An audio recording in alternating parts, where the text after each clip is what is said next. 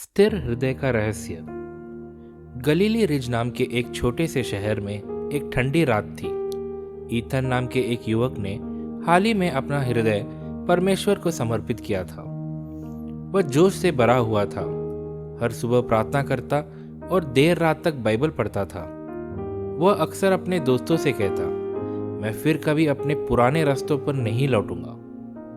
लेकिन जैसे जैसे हफ्ते बीतते गए, जीवन व्यस्त होता गया, काम तनावपूर्ण हो गया और ईथन ने यह कहकर प्रार्थना छोड़नी शुरू कर दी, मैं बाद में प्रार्थना करूंगा। जल्द ही बाद में कभी नहीं में बदल गया। जिन प्रलोभनों पर उसने सोचा था कि उसने विजय पाली है, क्रोध, ईर्ष्या और अधीरता धीरे धीरे उसके जीवन में वापस आने लगे। उसे शुरू में इसका एहसास नहीं हुआ, लेकिन उसकी शांति फीकी पड़ने लगी।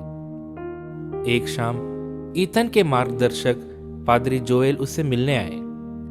ईथन की थकी हुई आंखों और परेशान दिल को देखकर उन्होंने धीरे से पूछा, ईथन, तुमने आखिरी बार दिल से प्रार्थना कब की थी?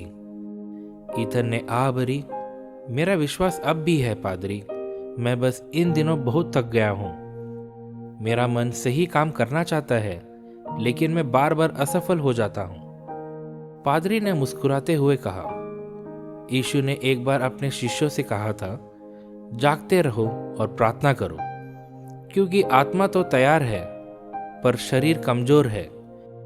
वे भी जानते थे कि हमारा हृदय विश्वास से भरा हो सकता है, फिर भी हमारा शरीर और मन हमें विफल कर सकते हैं। इसलिए प्रार्थना बलवानों के लिए नहीं है, यह उनके लिए है जो जानते हैं कि वे कमजोर हैं। उस रात ईथन फिर से अपने बिस्तर के पास घुटनों के बल बैठ गया और धीरे से प्रार्थना की, प्रभु, मुझे अपनी इच्छा के प्रति जागरूक रखे, तब भी जब मैं थका हुआ महसूस करूं। जहां मैं कमजोर हूं, वहां मुझे शक्ति दे।